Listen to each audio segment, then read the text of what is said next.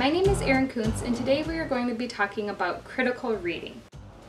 Critical reading is something you've probably heard of, but maybe you've never been given steps to actually accomplish it in a practical way.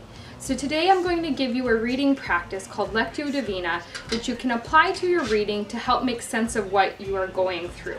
So Lectio Divina is actually a religious reading practice, but I first heard about it in a secular fashion from one of my favorite podcasts, and I thought it was a really helpful way of reconceptualizing critical reading.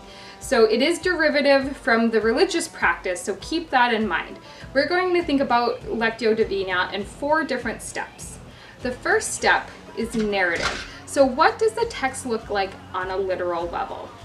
The second step is allegory. This is often what people think of when they think of critical reading. So what meanings, symbols, metaphors can we find within the text? The third step is reflection. So what does the text look like to me? And fourth, the final step is action. So what do we do with the text now that we've done these previous 3 reading steps? So let's go ahead and dive in. Let's use this William Shakespeare quotation to discuss reading on the narrative level. It's important that we don't skip too quickly past the narrative level because we've all had that experience of reading a passage or maybe even a page or two and having no idea what we just read. So it's important we understand who said it, where they said it, what's the context, and if we're able to summarize what we just read in our own words, we're usually doing pretty well on the narrative literal level. The second step is allegory. So we're going to think about what meanings, symbols, hidden ideas we can find within the text. This part of Lectio Divina is where you get to be more analytical, more interpretive, or more expletive. So if you're reading nonfiction or a scholarly article, you might think about what theorist or previous scholar the work is influenced by.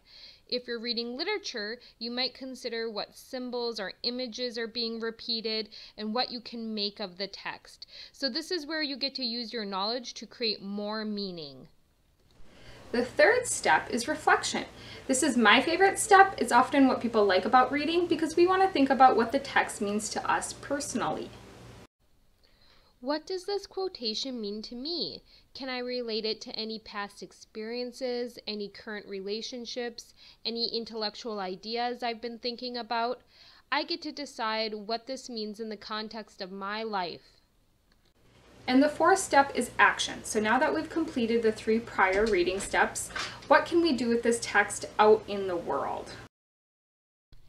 You've been thinking about this quotation. Now what are you going to do with it? Will it change how you behave? Has it influenced how you think about an issue? Will it affect your relationships with your family, friends, or maybe your community? Now that you've formed this new knowledge and understanding, what are you going to do to apply it to your life?